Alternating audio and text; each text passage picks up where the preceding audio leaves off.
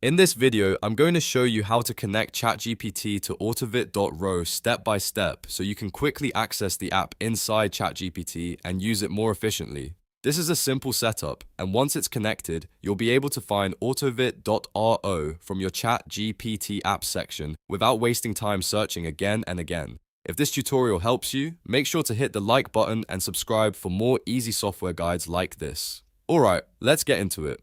First, open your browser and go to ChatGPT. Once you're on the ChatGPT website, look for your profile in the corner and click it.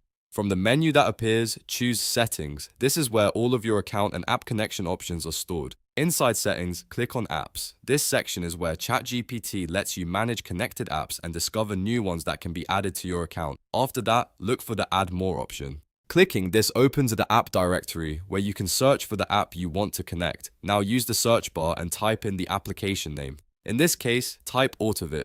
As you type, ChatGPT should show you the correct result. When you see Autovit.ro in the list, click on it to open the app details page. On the Autovit.ro page, you'll see a Connect button.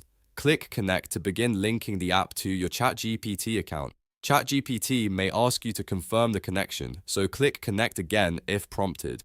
This final confirmation step authorizes the app and completes the setup. Once the connection is finished, go back and start a new chat. In a new chat, click the plus icon, then click More, so you can bring up the list of available connected tools and apps. From there, select Autovit.ro, and that's it. ChatGPT is now connected to Autovit.ro and ready to use. If you followed along, you should now be able to access Autovit.ro directly through ChatGPT whenever you need it. This makes it much easier to work faster and keep everything in one place. If this video helped you, please leave a like, subscribe to the channel, and turn on notifications so you don't miss the next tutorial. Thanks for watching, and I'll see you in the next one.